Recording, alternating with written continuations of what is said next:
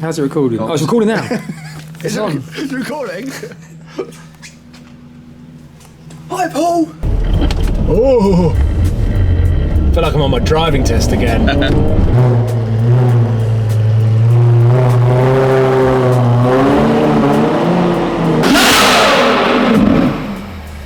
Yeah. Yes, guys, what is up? Welcome to Supercars of London down at SB Race Engineering, where we are flooded with red Ferraris. And over the last 15 years, I have favoured the yellow car in the corner, and I've always been a champion of Lamborghini. However, last week, my favourite Formula One driver, Lewis Hamilton, announced that he was leaving Mercedes to join Ferrari. And now all of a sudden, I want one.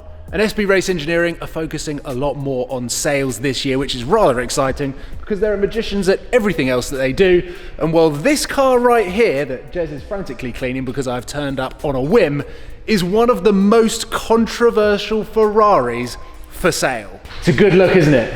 What? Him cleaning the car? It's just like, just wipe the car making you down. look like you're doing something. Well, He's gone again. We were just discussing off camera how a lot of people can't really see past the red steering wheel. Yeah, it's been a topic of conversation. I actually can't look past the fact that it's a red 599 and they actually normally look a lot nicer in black, the greys. The greys for the Yeah. suit, yeah. more subtle colours, yeah. Red is in your face. But this car in particular, I'm going to flip the camera around. Stuart, been on the channel loads of times. Jez, never been on the channel. Spent the last hour cleaning it. First time. Welcome. Thank you, welcome. You're going to clean. Welcome. What did I say, welcome? We have here a left-hand drive 599 that has been manually converted with genuine Ferrari parts. Yeah. That's the bit that I find the most exciting. Yeah, yeah. But also controversial, like considering the price of a 599 with an F1 box versus a genuine manufactured Ferrari with a manual box is what, like over £500,000? Oh yeah, yeah. I think if they don't even come on the market, we did No, quite a bit of research, didn't we? How many did they make? 30. 30. Yeah. So all those panels, I mean, that centre console panel, we ordered those from Ferrari, gave them the trim, everything that we wanted for the car, ordered it as a manual. Don't think you get away with it today if you ordered it, partly because obviously Ferrari aren't silly, they see what goes on the internet, people converting cars and they keep a thing on that. You know, we've not done anything illegal, but they're not going to sell you the bits that they don't have to, are they?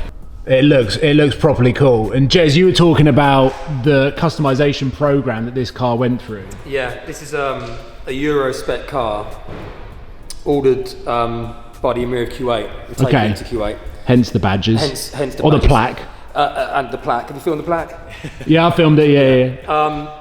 And probably as well, hence the colours that we see inside the car. Yeah. But in here, I mean, it went through, and it's a mouthful, the Carrozzeria Scaglietti personalisation program. Okay. Which means we've got all these different colours, but also we've got a lot of leather. So the headlining's in leather, the rear, rear luggage cover is all in leather. Yeah. That's all optional. Carbon fibre backed leather Daytona seats. Yeah. We've got carbon fibre upper driving zone, the carbon on the door cards, the red taco, the fire extinguisher, all options, pretty much every interior option you could spec on this car. I haven't mentioned the steering wheel yet. I'm sure you've got it on camera. Yep. Carbon fibre, steering wheel in red, divides opinion, went on piston heads as a feature car, and had a bit of negative press about the steering wheel, but easily sorted if, you know, for a big Oh my car. God. Yeah. Easily retrimmed, but that's how it's. The steering wheel was more of a topic of conversation than the actual gear stick Really? in the car Yeah. that shouldn't be. Yeah. There was more comments about the steering wheel than the manual conversion. This car not only has 3 pedals and a 6-speed manual gearbox, not only is it left-hand drive, it's also a 599 GTO ECU upgrade, and it sounds like a 599. Does it sound like a 599 GTO then? Oh yeah, yeah. Oh wow! Oh yeah, you'll hear it. Yeah. Now that excites me because this is fundamentally a detuned Ferrari Enzo engine. Yes. Yeah. And that with an exhaust sounds crazy, but when they did the GTO and it had that high-pitched F1 scream, I was like, okay, now that makes a lot more sense.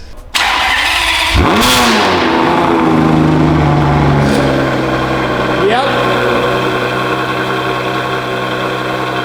Yeah, I mean, that sounds pretty good. That on startup, you can tell at the higher end. Smells nice. So my attention has immediately come to this F12 because whilst I was talking about this as a generalised F12 sound, Stuart then tells me this has got a full Novitec exhaust. So I was like, can we hear it?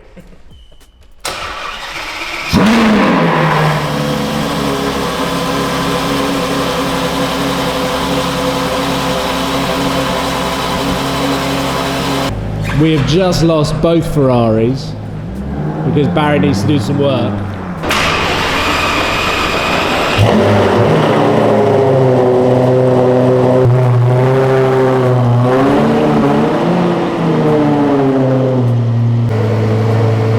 How to make an F12 sound electric. That Lamborghini is just on idle. You can't even hear this. Car Tetris complete. Give it some beans.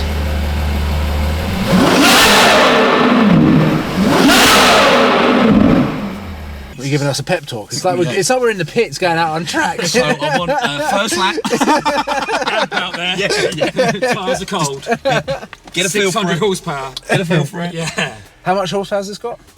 600 standard, isn't it? Find that. You can get nearly 750. I think it is about 7. Yeah. It's about 700.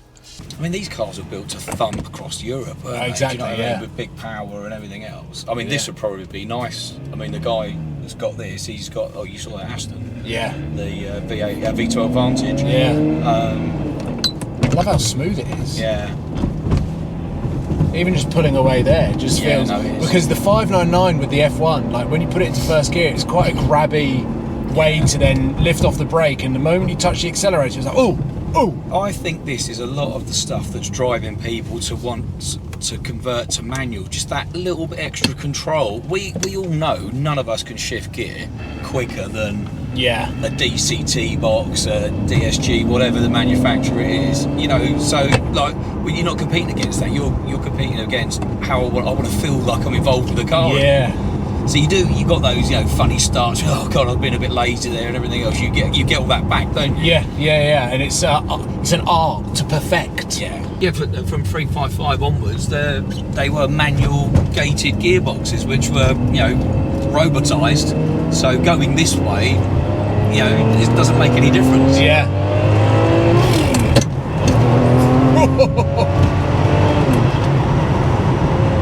I mean, it shifts. It's quick. Yeah, it's quick. And knowing what the weather conditions are like, semi-caught me off guard. But you're right. The automated F1 gearboxes is literally just the computer moving the car into the next gear. Into the gears, yeah. And then obviously the engine management is then sort of leaning towards, fly-by-wire throttles are doing a lot for you. Yeah. Which is like we touched on, people want to feel a little bit more involved these days, don't they? Yeah.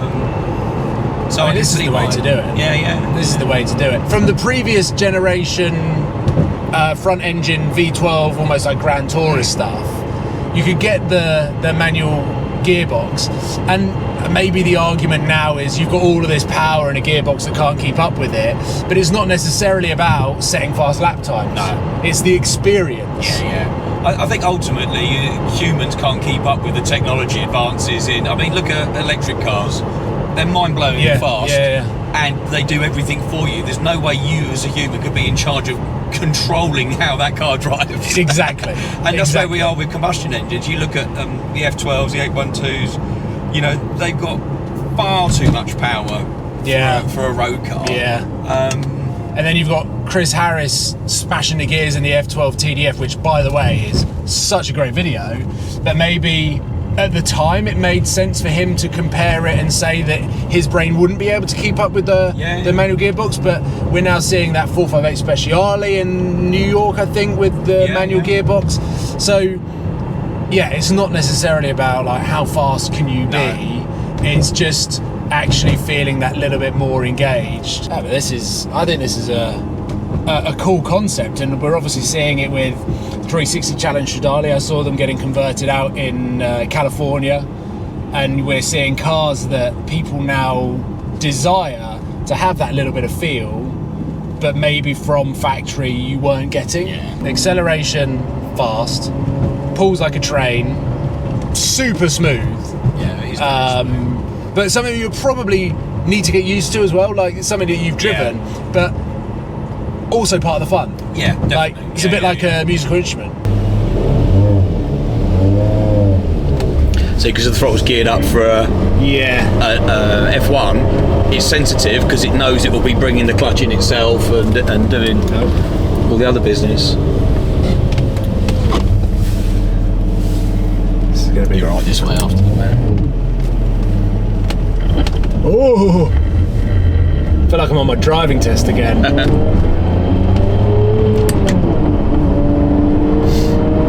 Instantly think it's cool.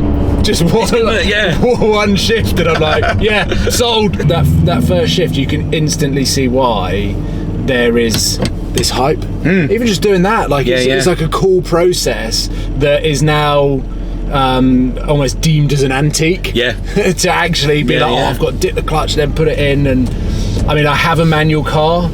You've had so many manual cars. You should have got your M4 competition in manual.